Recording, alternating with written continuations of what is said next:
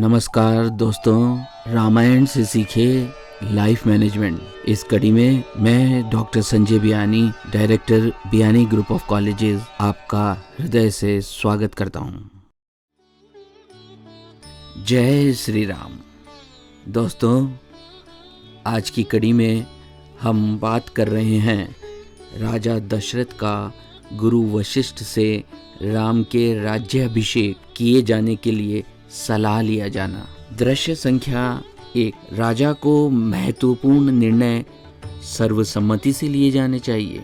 इस दृश्य में महाराज दशरथ गुरु वशिष्ठ के पास राम को राज्य सौंपने के बारे में सलाह लेने आते हैं।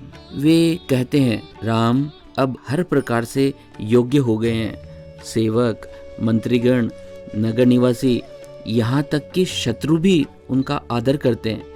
वह प्रजा के प्रिय हैं, इसलिए मैं राज्य का भार उसे सौंपना चाहता हूँ। इस पर गुरु वशिष्ठ कहते हैं, आपकी बात से मुझे अपार आनंद प्राप्त हुआ है।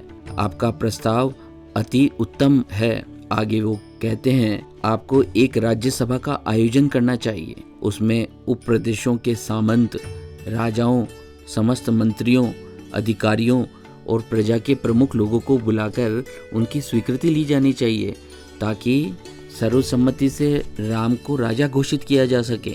इससे हमें ये सीख मिलती है कि एक कुशल राजा को सर्वसम्मति से राजकाज किया जाना चाहिए। ऐसा करने से राज्य में रहने वाले अधिकतम लोगों को सुख व शांति प्रदान की जा सकती है। हमारा देश प्रजातंत्र पर आधारित है।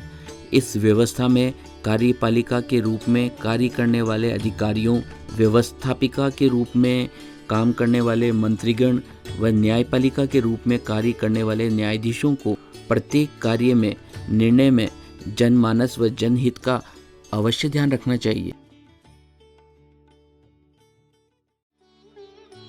दृश्य संख्या 2।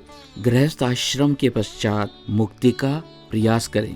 इस दृश्य में महाराज दशरथ राम के राज्याभिषेक के लिए एक राज्य सभा का आयोजन कराते हैं। वहाँ पर उपस्थित सभी जन उनकी बात पर अपनी स्वीकृति देते हैं। वे श्री राम के गुण को देखकर उन्हें अयोध्या के राजा बनाने की अपनी सहमति देते हैं। इस पर महाराज दशरथ राम को सभा में बुलाने का आदेश देते हैं। राम के आने पर वह उन्हें इस बात से अवगत कराते हैं, परंतु श्री राम राजा बनने के लिए मना कर देते हैं। वह अपने पिता के होते हुए राज्य पद ग्रहण करना उचित नहीं समझते। इस पर महाराज दशरथ कहते हैं, तुम अपने पिता के मोह में अपने पिता का हित ही भूल गए हो। वे कहते हैं, पुत्र पिता का मित्र भी होता है। इस पर श्री राम कहते हैं कि मैं सदैव आपके कल्याण की कामना करता हूँ। आगे गुरु वशिष्ठ कहते हैं, इस संसार में 4 पुरुषार्थ होते हैं, धर्म, अर्थ, काम और मोक्ष। वीर पुरुष अपने धर्म, अर्थ और काम जैसे पुरुषार्थ पूरा करने के पश्चात मोक्ष प्राप्ति के लिए प्रयास करते हैं। यह तभी संभव होता है जब वे राजा की जिम्मेदारी अपने ज्येष्ठ पुत्र को दें। इससे हमें ये सीखने को मिलता है कि हर मानव को शास्त्र में बताए अनुसार धर्म का आचरण करते हुए अर्थ उपार्जन करना चाहिए। ऐसे अर्थ द्वारा अपनी कामनाओं की पूर्ति के पश्चात अपने गृहस्थ आश्रम के बाद मोक्ष प्राप्ति के लिए साधना करनी चाहिए। इसी से मुक्ति संभव है।